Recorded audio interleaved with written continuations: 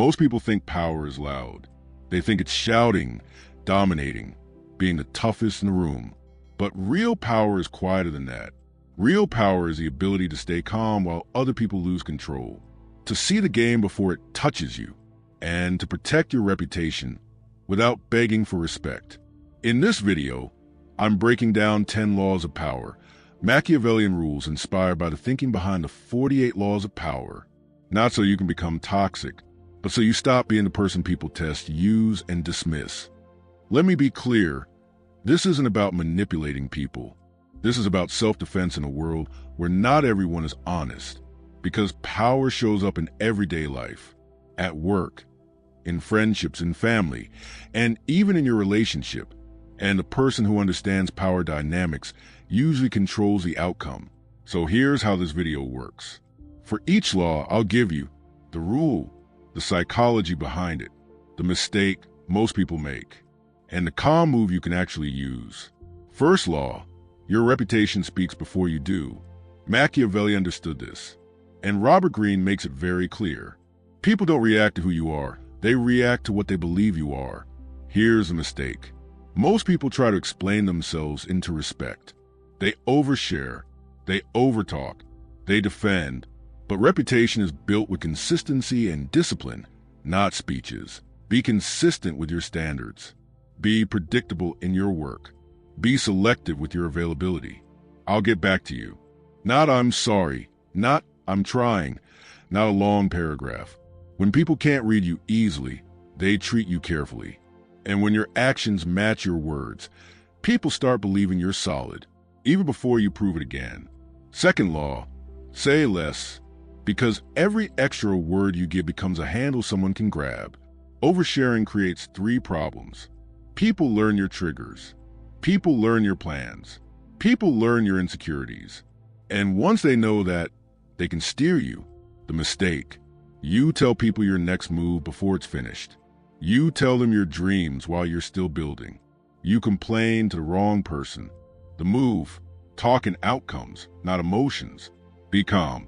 Be brief. Be hard to read. Calm line. I'm handling it. That sentence is powerful because it closes the door. No drama. No debate. No invitation to advise you. Third law, never chase respect. Enforce standards. Because respect that you have to beg for is not respect. It's pity or fear or tolerance. Here's the power principle. People treat you based on what they can get away with. So your job is to correct disrespect early, when it's still small. The move, MindLock method. Pause, name, boundary, move on. Example, someone jokes at your expense.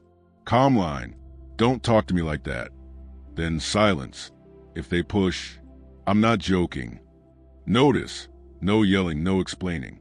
When you argue, you put yourself on trial. When you state a boundary, you set the temperature. Fourth law, control access. Because unlimited access makes people careless. If you're always available, people start treating you like background. If you respond instantly, they assume you have nothing going on. If you always say yes, your yes becomes cheap. This doesn't mean act fake.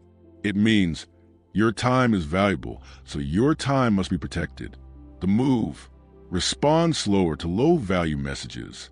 Stop explaining why you can't. Stop rescuing people from consequences. Calm line, I can't make it. If they ask why, not available. The world respects what is limits. Even love needs boundaries. Even kindness needs structure. Fifth law, never show your full hand. Machiavelli would call it strategic patience. Greene would call it concealment and timing. Why? Because the fastest way to lose is to announce your strategy to the wrong person. Some people don't hate you.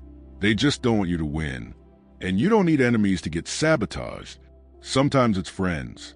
Sometimes it's family. Sometimes it's co-workers who smile at you. The mistake. You tell people what you're building before it's built. Then you wonder why the energy shifts. Why people start warning you. Why they suddenly have opinions. The move. Work in silence. Let results announce you. Calm line. I'll talk about it when it's done. The loudest person in the room is usually the weakest because they need attention to feel real. Law number 6. Never outshine the master. What it looks like in real life. You're at work. Your boss says something wrong in a meeting. You correct them in front of everyone. You might be right, but now you just created an enemy with authority over your money. This law isn't about being fake. It's about understanding ego. Some people don't care that you help them. They only remember that you embarrass them. The psychology. People in power want to feel secure. If you make them feel exposed, they don't think smart worker. They think threat. In public, protect their image. In private, deliver the correction quietly. Instead of, that's not true, you say, line, I see what you mean. There's one detail we should check, so we're 100% accurate. Then after the meeting, line, quick note, on that point, the updated number is actually X. I can send it over. The win. You look smart without making them look stupid. Red flag note. If a leader punishes you even when you're respectful, you're not in a growth environment. You're in a control environment. Start planning your exit quietly. Law number 7. Control the frame. Who defines the situation wins. What it looks like in real life. Someone insults you, then tries to make it seem like you're the problem for reacting. Or someone starts getting loud, and now the whole room is reacting to their emotion. The law is simple. If you let them define what's happening, you're playing their game. The psychology. Humans follow the strongest narrative in the room. If they frame you as emotional, your points don't matter anymore. Don't argue their frame. Replace it with yours. Scenario 1. Someone jokes at you. They say, you always slow, you nah? You don't laugh.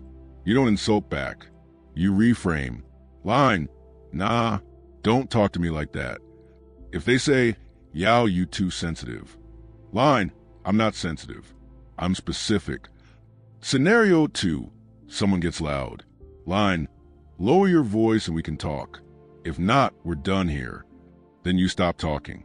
Because when you keep talking while they're loud, you reward the behavior. The win, you become the calm authority.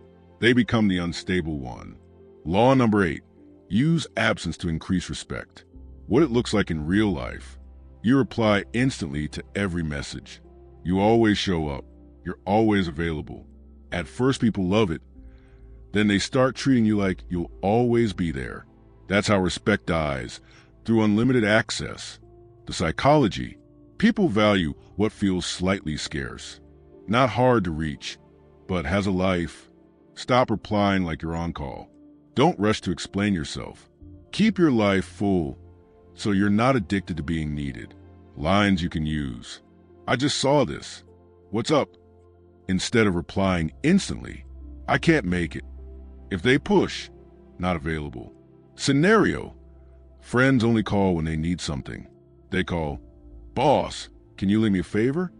Line, can't do it today. Then you watch what happens. If they respect it, they respect you.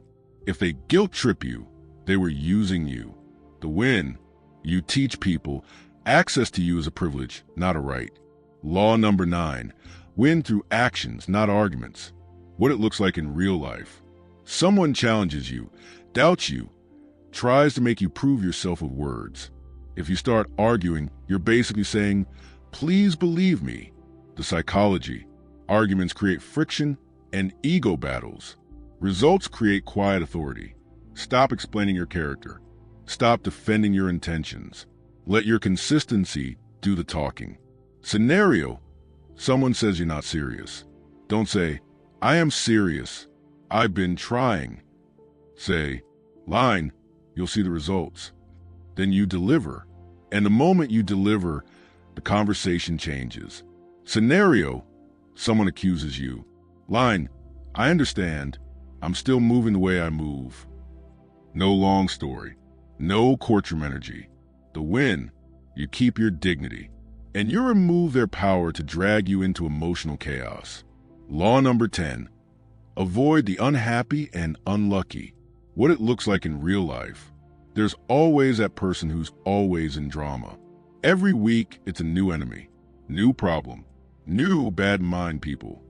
And every time you talk to them, you feel heavier. That's not realness. That's a virus. The psychology. Some people don't solve problems. They spread them. They don't want improvement. They want an audience. Don't argue with them. Don't try to save them. Reduce access to you slowly and politely. Lines you can use. Me hope it work out still. Then exit. Yeah, I hear you. No fuel.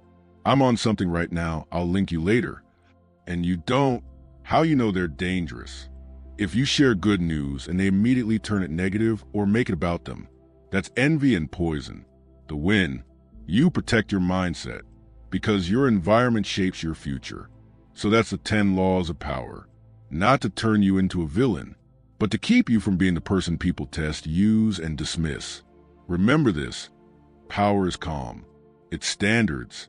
It's timing. It's knowing when to speak and when to move in silence. If you want part 2 with real-life example for work, friends, family, and relationships, comment law and tell me which situation you're dealing with right now. And if this video helped you, subscribe to MindLock because we're building calm confidence, sharp boundaries, and real self-mastery.